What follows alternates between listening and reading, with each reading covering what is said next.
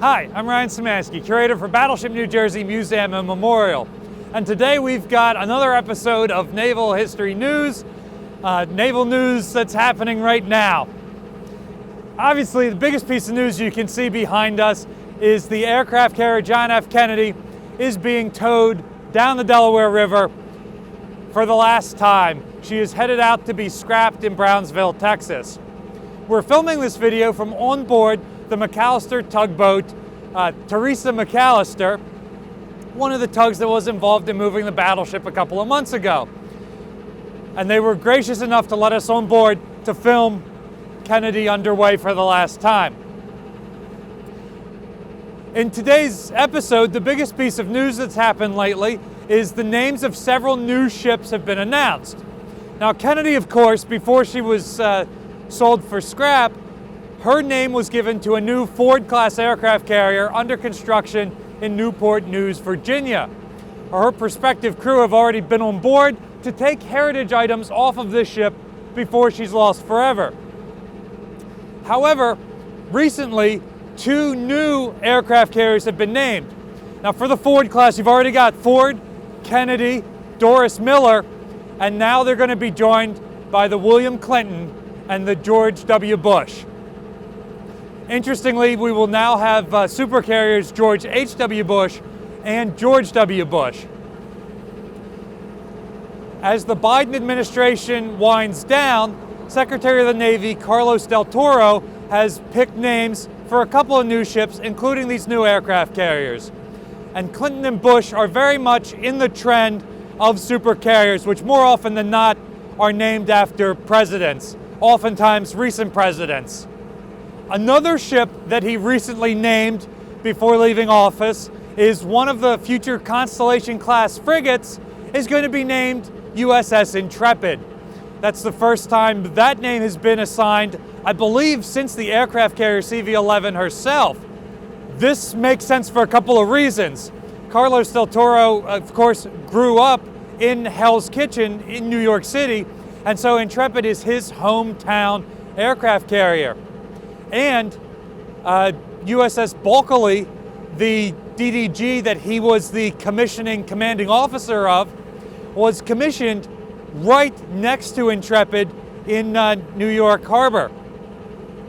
He, in fact, had a meeting on board Intrepid about the commissioning ceremony for Bulkeley on September 11th, 2001.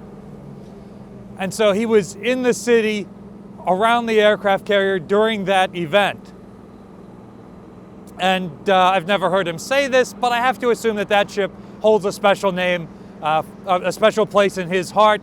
It makes perfect sense that he would assign that name. I have mixed feelings about it being a Constellation-class frigate. On the one hand, the last Intrepid was a fleet carrier. It would have been appropriate to name a marine landing ship, an amphibious landing ship, or a future supercarrier after Intrepid. On the other hand, the frigates are very much named after legacy ships. Secretary of the Navy Braithwaite, who was the Secretary of the Navy before Del Toro, set the trend with naming them after some of the original frigates in the Navy, those sailing ships that were some of the first ships to be assigned names by the United States Navy. These American-designed and American-built warships won iconic early victories against the Barbary pirates and the French and the British navies.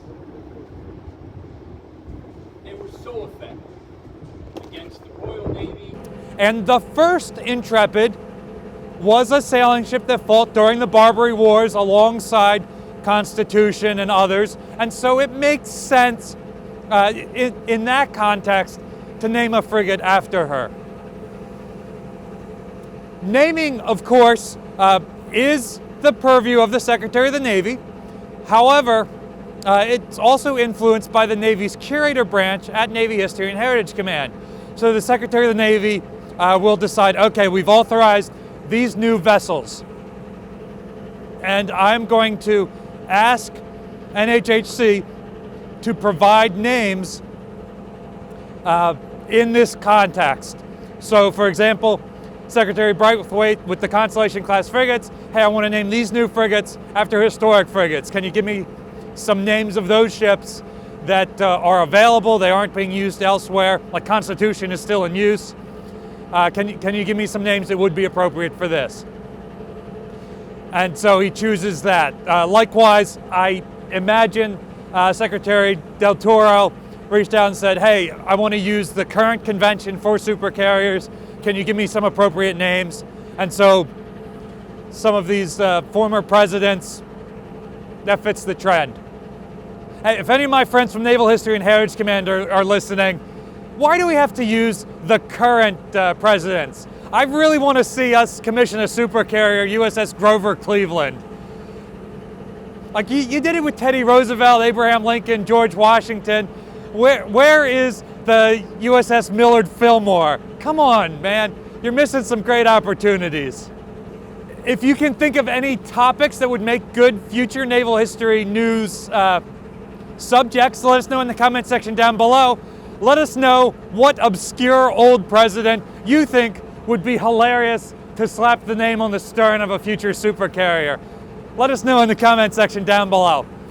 Battleship New Jersey receives operating support from the New Jersey Department of State, also from a number of other businesses and private individuals like yourselves. We really appreciate your support. Your support is what allows us to maintain Battleship New Jersey as a museum, as opposed to seeing her towed down the river for the last time for scrap like we just watched Kennedy. You can also support us by liking, sharing, and subscribing so more people find about the museum and the channel.